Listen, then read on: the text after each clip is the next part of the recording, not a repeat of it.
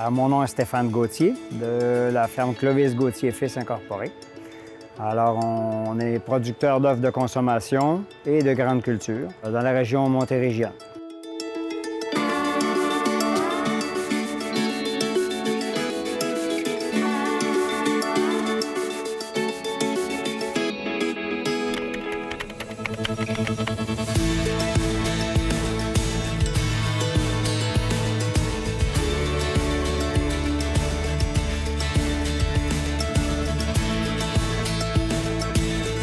La ferme a été, on voudrait dire, même défrichée dans les années 1880 de par la famille Gauthier. C'est toujours ancestral de père en fils, père en fille, en tout cas, peu importe. Clovis Gauthier, mon grand-père, a acheté la ferme de sa mère en 1942 et Clovis Gauthier Fils Incorporé à partir de 67. On a toujours eu des volailles ici, tout le temps eu des poules depuis au moins 100 ans. Je devrais être comme la 5e à peu près. Mais, mettons, au niveau des pondeuses, là, je suis comme la 4e, juste comme principalement dans la pondeuse. Ben non, ça c'est sûr, avec le temps, il y a toujours une question d'argent. Là, on est en processus de transfert, justement. Et puis là, c'est pas facile. Il faut une planification à long terme à faire. Les gains de capital, puis il y a des impôts, puis il y a toutes sortes de choses avec l'actionnariat, c'est compliqué.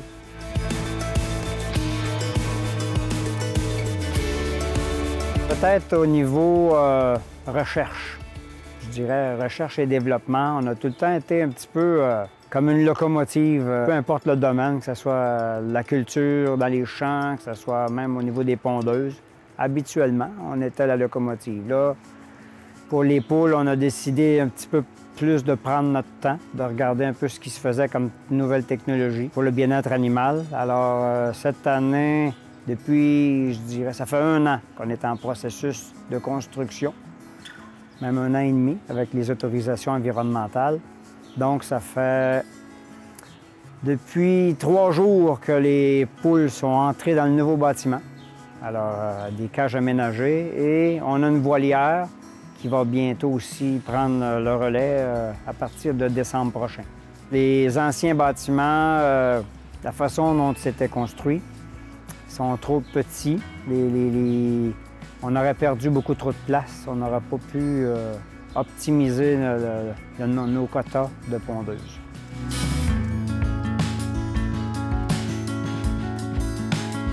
La mission, c'est sûr que c'est de nourrir la population. Hein? On a tout le temps été dans les œufs de consommation, donc on vend directement nos œufs aux consommateurs parce qu'on a un poste de classification ici avec notre numéro d'agrément fédéral. Donc on peut vendre nos œufs légalement soit à la distribution des marchés d'alimentation, des HRI qu'ils appellent, là, Institut, restaurants, etc. Là. Fait qu'on a le droit de vendre à tout le monde. Ils ont fait un changement au niveau du fédéral sur les permis pour être capable de détenir une licence pour faire de la classification. Donc, toutes les usines alimentaires maintenant ont un même standard. Il y avait plusieurs niveaux. Maintenant, tout le monde est au même niveau. Et là, pour les petites fermes comme nous, les petits postes de classement, ça devient... ça aussi, je dirais que ça devrait être parmi un des gros défis qu'il va falloir surmonter, là, mettre en place. Ils appellent ça des programmes préalables, puis des inspections, puis il faut comme s'auto-inspecter. Fait que là, on n'avait pas les ressources, je dirais, pas financières, mais de main-d'œuvre. Fait que là, il a fallu comme créer un propre poste là, pour être capable de répondre aux nouvelles normes. Là. Ça, c'est un gros défi. Tout le monde s'arrache, les employés. Et puis là, c'est de trouver... les employés de base, c'est quand même relativement facile. Là. Mais des employés spécialisés comme des mécaniciens. J'ai 2 employés qui sont pas mal mes mécaniciens qui vont prendre leur retraite bientôt. Là, on est en formation de nouveau de la relève, mais ça, c'est pas évident.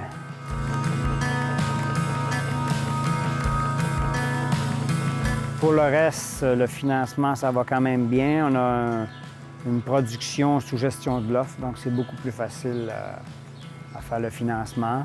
Après ça, bien, il y a le défi climatique. On disait, ah, c'est dans le futur, mais non, l'enjeu climatique, il est là, maintenant. Ça fait 3 printemps assez difficiles qu'on rencontre, qu'on est bouleversé dans tous nos plans de culture. Il faut changer des choses. Même l'automne dernier, on s'est fait prendre encore la neige au mois d'octobre, ce qui n'arrivait pas. On est obligé de diminuer les quantités de maïs semé.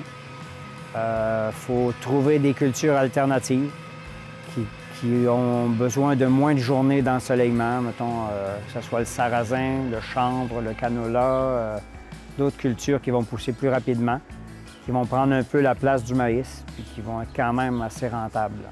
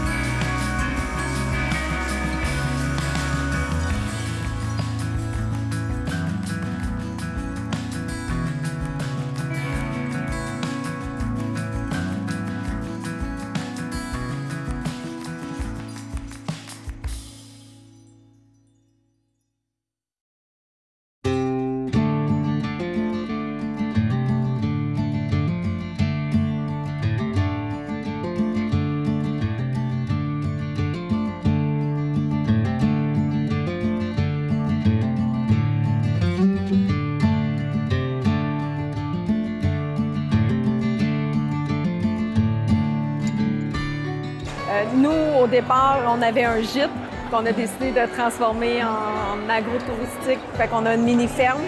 On fait aussi la culture, on plante les fruits et légumes qu'on transforme à la ferme. On a surtout des tomates, concombres, piments. Ça, c'est les plats qu'on a le plus. Puis après, ben, on continue avec les autres fruits et légumes. On fait du ketchup aux tomates. On fait des sauces barbecue. On fait des sauces marinara. Puis après, on fait des cornichons, des produits, dans le fond, qu'on peut transformer et mettre dans les pots, de là, du champ au pot.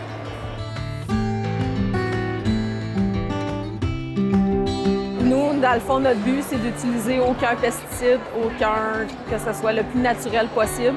S'il y a des bébites dans nos cocombes, on les ramasse à la main. C'est plus long, c'est plus compliqué, mais c'est mieux pour l'environnement. Bien, ça a toujours été important pour nous, l'environnement, le recyclage. On ne veut pas manger de produits chimiques. C'est important de protéger la terre pour les enfants à venir.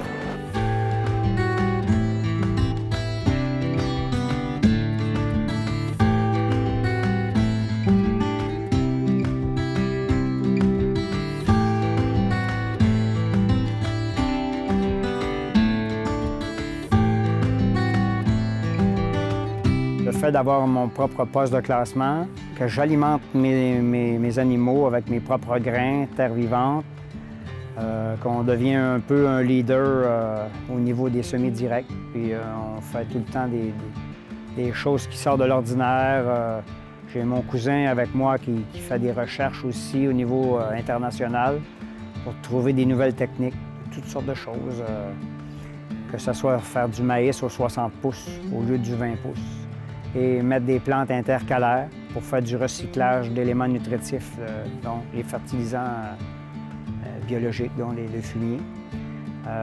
Toutes ces plantes-là, on les fait travailler avec nous et on met beaucoup de plantes, je dirais, des plantes à fleurs qui vont aider les apiculteurs à faire des réserves. On a 3 apiculteurs qui travaillent avec nous, 3 fermes différentes, à différents sites.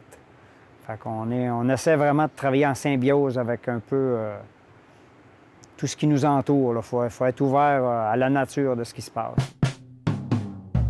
De voir que nos œufs se retrouvent sur des tablettes un peu partout au Québec, d'avoir des téléphones, de félicitations, que nos œufs sont donc bien bons, qu'est-ce qu'on fait de spécial, nous, on a une accréditation terre vivante au niveau des sols, fait qu'on a des techniques de culture spéciale.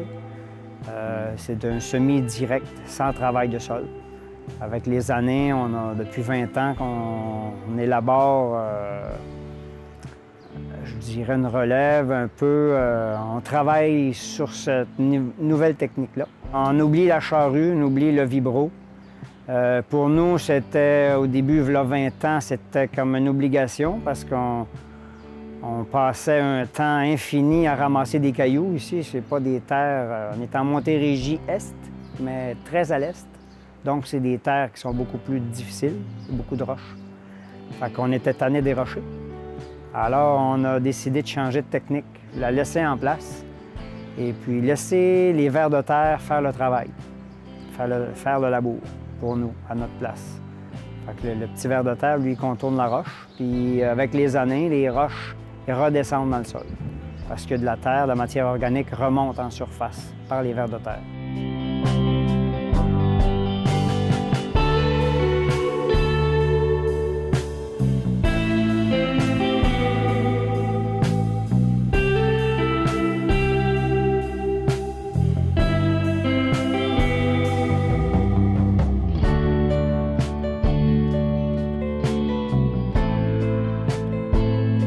Comme on disait, il faut se tenir à la page en regardant ce qui se passe au niveau mondial. Comme là, au niveau des Européens, ils nous ont un petit peu, par la bande, emmenés à avoir du bien-être animal. Fait qu'il y a beaucoup de technologies européennes qu'on a achetées pour installer nos équipements, que ce soit des équipements d'Italie ou de Hollande, qui sont extrêmement spécialisés en offre de consommation. Après ça, au niveau des techniques de champ, il y a énormément de choses qui viennent des États-Unis ou du Brésil qu'il faut adapter ici à notre climat qui est beaucoup plus froid. Donc, il faut faire des essais-erreurs. Des fois, ça fonctionne, des fois que ça ne fonctionne pas. Il faut faire des petites échelles, des essais. Oh, ça fonctionne, on répète l'année d'après. Il y a des conditions semblables, mais à plus grande échelle. Puis là, ça fonctionne encore, bien là, on y va, on déploie un peu plus grand, là. La première était le semi-direct, ce qui nous fait énormément économiser de carburant diesel.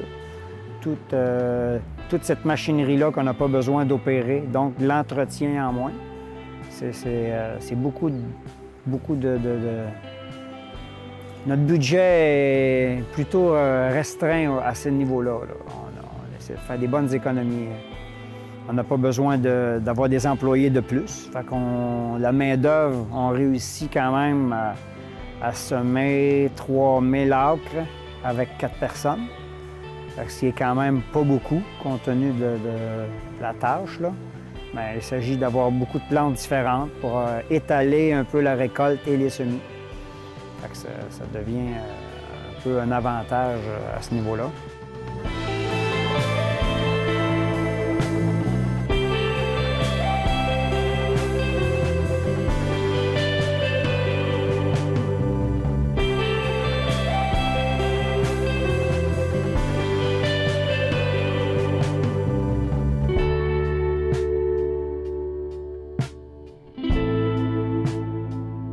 L'avantage, on a au niveau climatique. Ça, c'est sûr. Des fois, on sacre un peu, mais quand on est touché au niveau du climat, c'est tout le monde. Mais on a encore l'avantage d'être dans la région Saint-Hyacinthe. Donc, on a quand même un beau climat, un climat qui est assez clément à comparer des régions éloignées. On a une vaste gamme de plantes qu'on peut cultiver, on n'est pas restreint. C'est sûr que aussi au niveau de l'énergie dépensée, on est quand même avantagé. Au niveau des sols, des fois, c'est un désavantage pour qu'il y ait des cailloux, mais au niveau de la construction, ça devient un avantage. On n'est pas obligé de pieuter, donc on fait des économies au niveau structural là, sur les bâtiments aussi, là.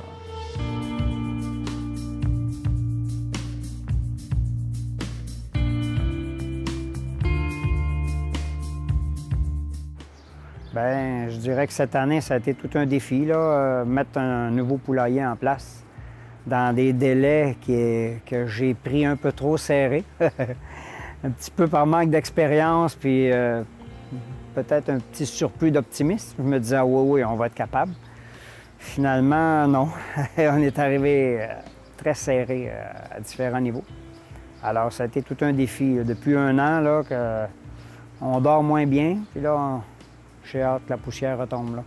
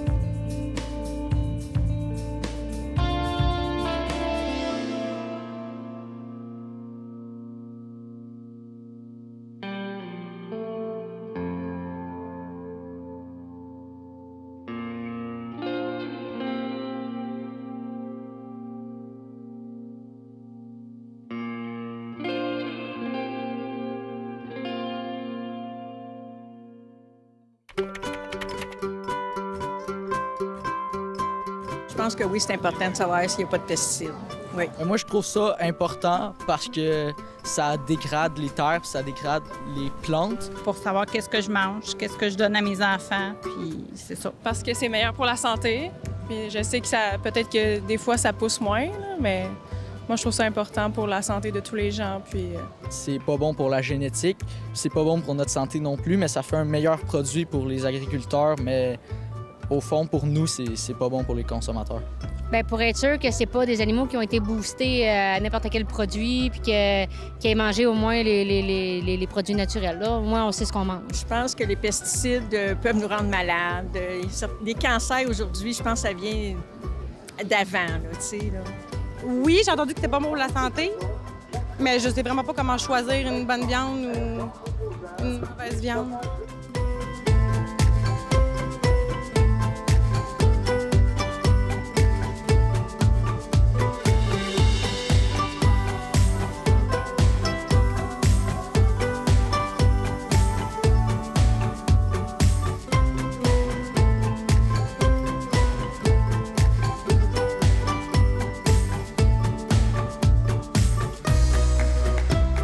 Bien, au début, on ne sait pas trop quoi faire dans la vie.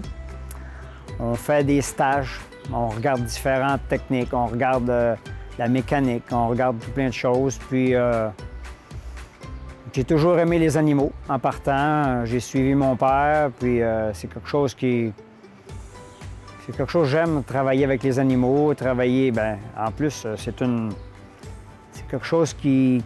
Maintenant, on n'est pas juste producteur dans notre fin fond, là. On est ouvert au monde, là, maintenant, là. Exemple, on fait des commandes de boîtes, bien, il faut appeler en Ontario, aux États-Unis, faire des renouvellements de commandes, il faut parler en anglais, il faut que ce soit pour les nouveaux oiseaux. On est éleveur de poulettes aussi, pour d'autres producteurs d'œufs. Donc, ça nous met en contact avec d'autres producteurs d'œufs ou des meuniers, des couvoiriers. On est vraiment... c'est plus la petite ferme là, qu'il y a 50 ans. Là. On est ouvert sur le monde, puis il faut... c'est stimulant. Je trouve que c'est tellement une belle production, les œufs de consommation. On est en croissance maintenant. Les gens s'aperçoivent que c'est une belle protéine, que ça nourrit beaucoup de monde pour pas cher. Donc, c'est valorisant. On est comme regaillardi là, depuis 20 ans. Là, c'est énormément stimulant. Là. On a continué un peu dans la même veine. Mais on a comme appuyé sur l'accélérateur au niveau des investissements. Des fois, on ne veut pas les faire, on est poussé par un courant. C'est comme là, on travaille avec la coop des Montérégiennes pour faire du séchage et de l'entreposage de grains. Ça nous a amené à acheter une balance publique qui n'en avait pas dans Saint-Théodore. On a été les premiers à en installer une. Il y en avait dans les voisinages, c'était à plus de 10 km. Donc, c'était comme un service quasiment essentiel maintenant. Et on s'aperçoit qu'il y a énormément de monde qui transite sur notre balance. Donc, il y allait où avant? Il faut être multidisciplinaire, oui. Il faut vraiment... c'est un petit peu ce que je déplore avec les autres métiers. On n'est peut-être pas assez valorisé. On est-tu maintenu un peu... ah, regarde, là, vous êtes assez bien payé comme ça, là, c'est correct, là. Vous nourrissez le monde, là, wow. Nous, on engage des corps de métier, là. C'est des ingénieurs, des firmes conseils. Il y a beaucoup de monde qui gravite autour de nous. 80 pièces de l'heure, 100 pièces de l'heure, 75 pièces de l'heure. Fait que là, nous autres, à notre 15-20, là, on fait comme pitié un peu. Là, on se dit, crime, il y a quelque chose qui ne fonctionne pas, là. Il y a un débalancement quelque part, là.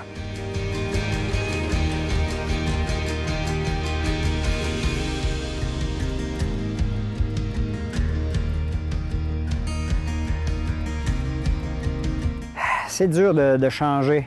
On a quand même une formule qui fonctionne bien. Enlever les quotas, je trouve que c'est pas une bonne idée. L'Europe a fait cette gaffe-là, des enlever. Ils sont tous en train de faire faillite, ils sont tous en train de fermer.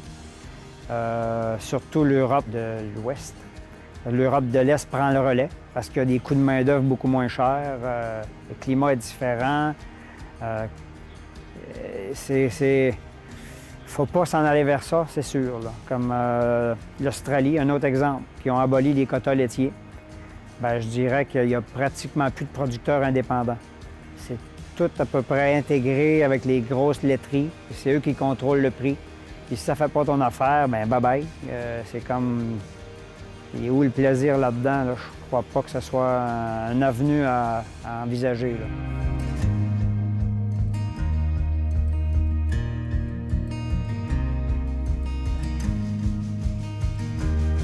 Le niveau de taxation, j'espère que notre nouveau ministre, qui a entendu le message et on lui a livré le message qu'il y avait des grosses réformes à faire. Mais là, c'est de la politique. Si les municipalités sont plus capables de piger dans nos poches, il va falloir qu'ils pigent dans les poches de quelqu'un d'autre. Donc, ça va être les électeurs. Les électeurs ne seront peut-être pas très contents. Sauf si le gouvernement dit, bien là, OK. Là, ça ne fonctionne pas. L'agriculture est en déroute. Il faut leur aider. Ça sera une manière indirecte de fixer un plafond. Que ce soit à la productivité, mettons un sol de classe 2, qu'on peut récolter 12 tonnes à l'hectare de maïs, bien, c'est pas la même taxation qu'un sol de classe 5, où il peut récolter, je sais pas moi, de l'orge. Tu sais, c'est pas les mêmes ratios, là. C'est là que ça prend les agronomes ont un rôle à jouer aussi là-dedans, là.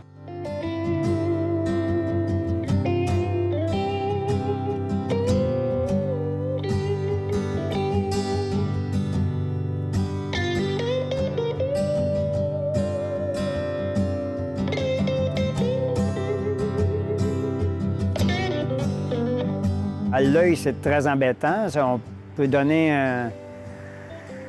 un premier jet sur la qualité de la coquille, mais après, il faut vraiment faire un éclairage interne. Avec une mireuse, on peut voir la qualité interne.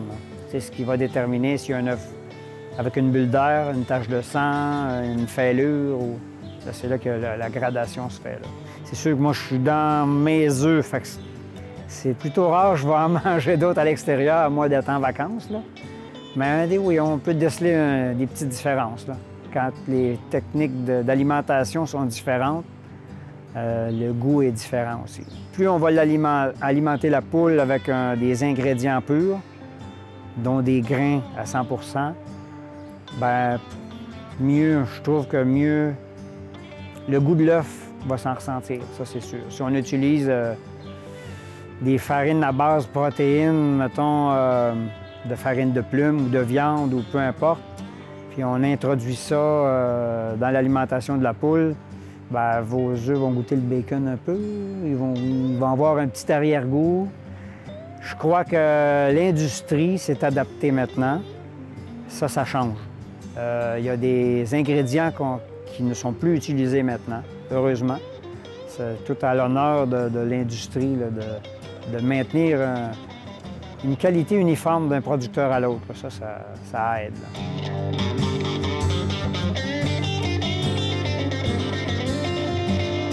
On est chez nous, on est le patron, on décide un peu notre horaire, oui et non. Quand on a des employés à charge, c'est mal vu de ne pas se présenter pour être quand les chats ne sont pas là, les souris dansent, comme on dit, là. Des fois, c'est bon que quelqu'un soit là aussi. Mais non, je me verrais pas faire d'autres choses trop, là.